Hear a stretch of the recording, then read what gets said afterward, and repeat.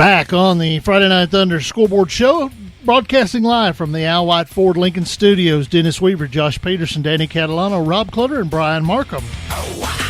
We are rolling up until 11 o'clock. It is the post-game edition of Week 10. The regular season is in the books, and our scoreboard is locked and loaded.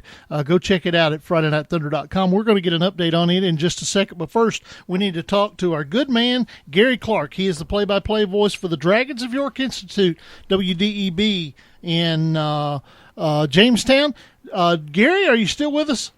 Yeah, I'm here. Welcome in on the Sweet Tea Bakery hotline tonight. At the Sweet Tea Bakery arranged for us to have butterscotch Scotty cookies tonight. Did you have any kind of sweet stuff like that at your game tonight? Hey, I don't know. Livingston hit us so hard it probably would have knocked the taste out of my mouth anyway. I kept getting score updates on that game, and they kind of jumped on you from the very start, didn't they?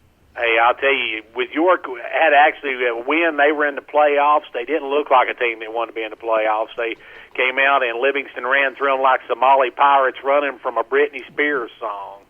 Ooh, that's ugly in a lot of different ways.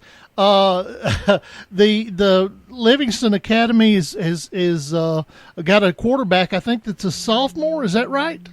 I think he's a junior quarterback. The one that played tonight is a junior quarterback. He actually had a cast on one hand. He's had pins in his hand. He was been out for most seasons. Just came back last week and played really well against us this week. We're talking to Garry Clark. He is the play-by-play voice for York Institute on WDEB in Jamestown. Gary, talk a little bit about tonight's game. Obviously, 38-0. Not a whole lot went right for York on the offensive side of the ball, but maybe a couple of the seniors playing their last game. What all York has coming back next year? Well, York's got 8 seniors, and they got some good kids coming back. Of course, they got a freshman quarterback they started most of the time this year, and they've got some good receivers coming back. Tonight, to say the offense couldn't get anything going was to put it mildly. York had 3 interceptions. They had 2 fumbles. They muffed a kickoff. And let's see, they had a punt blocked. Let's see what they did do right. That's about it. Ouch. Well, I think, and correct me if I'm wrong here, I think that kind of puts a nail in the coffin for York Institute of the playoff hopes. Is that right? Well, according to the TSSAA website, there could be some 4 and 6 teams get in, but York's resume, they beat one team that had a winning record. They've lost to a couple teams that had really bad records, including Livingston tonight, who was 2-7 coming into the ball game.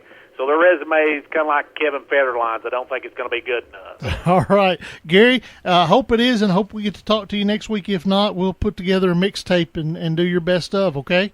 Hey, that'll work. Hey, well, if it's not postseason next week, we'll be in postseason. We call basketball season. All right. Thanks, Gary. We appreciate it as always. Garry Clark joining us on the Sweet Tea Bakery Hotline.